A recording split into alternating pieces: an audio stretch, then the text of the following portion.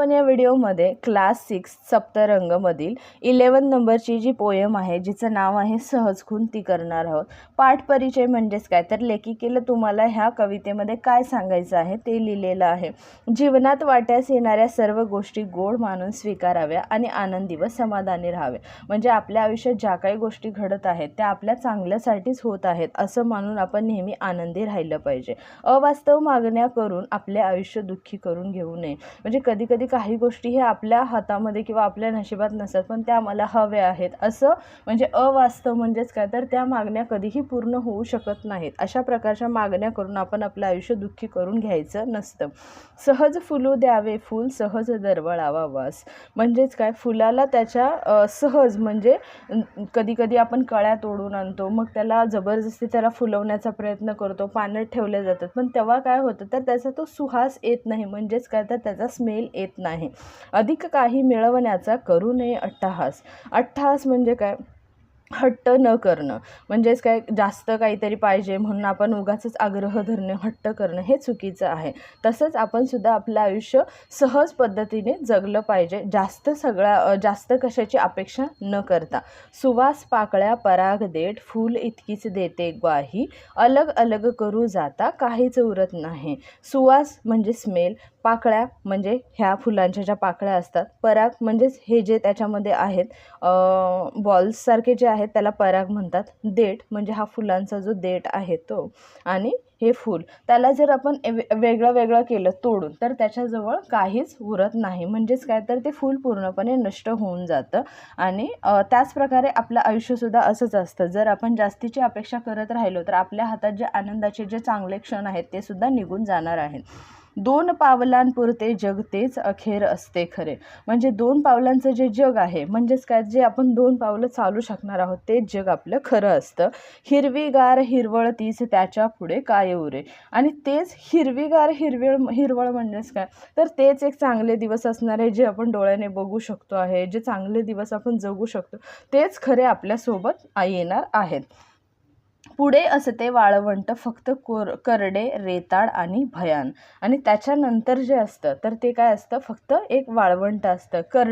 करडे म्हणजे खूप असं विचित्र, रेताड म्हणजे जिथे फक्त वाळू असते, भयान म्हणजे भीतीदायक। निर्वात पोकळीमध्ये अशा गुदमरून जातात प्राण। आणि अशा प्रकारचं जे वाळवंट असतं अशा वाळवंटामध्ये आपला जो जीव आहे तो आपला जीव काय होतो तर गुदमरून जातो। फुले खरे असेल तर सुवास तोची खरा।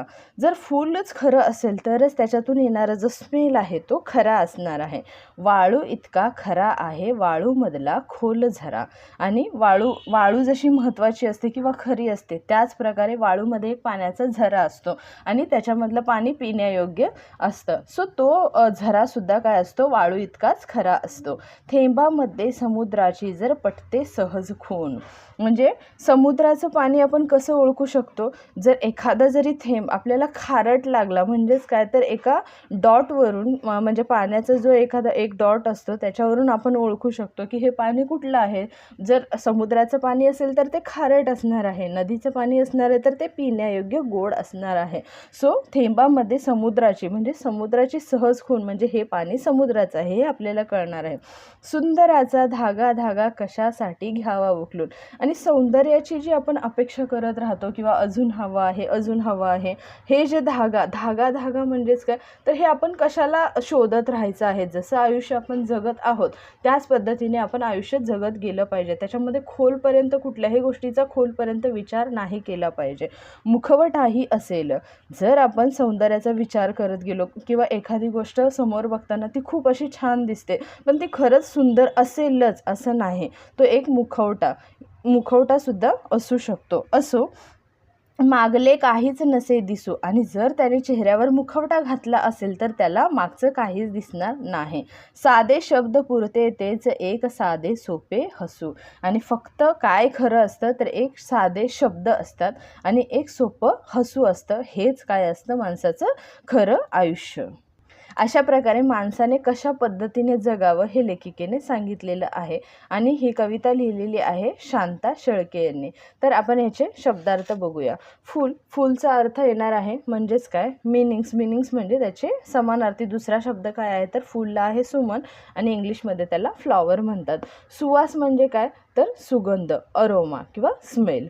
अलगचं येणार आहे वेगळं म्हणजे डिफरंट. वाळूचं येणार आहे रेती म्हणजेच सँड. त्याच्यानंतर आहे झराचं येणार आहे निर्झर आणि त्याला इंग्लिशमध्ये म्हणतात स्प्रिंग ऑफ वॉटर म्हणजे जे पाणी पिण्यायोग्य असतं. भयांचं येणार आहे उजाड किंवा भयंकर आणि हॉरिबल म्हणजे जे भीतीदायक असणार आहे. समुद्राचं येणार आहे सागर, त्याचं येणार आहे इंग्लिश सी. धागाचं येणार आहे सूत म्हणजेच काय तर थ्रेड. नंतर आहे हसूचं येणार आहे हास्य आणि इंग्लिशमध्ये त्याला म्हणतात स्माईल. ग्वाही म्हणजे खात्री, एखाद्याला आपण जे खात्री देतो किंवा आपण प्रॉमिस करतो की हां हे असं असं होणार आहे तर ह्याचं काय येणार आहे ॲश्युरन्स. आणि प्राणचं येणार आहे जीव म्हणजेच लाईफ आणि जीवन. अशा प्रकारे ही आपल्याला पोयम सांगितलेली आहे. सो कसा वाटला व्हिडिओ? आवडला असेल चॅनेलला नक्की लाईक आणि सबस्क्राईब करा आणि नेक्स्ट व्हिडिओमध्ये आपण याचे क्वेश्चन आन्सर्स बघणार आहोत. थँक्यू.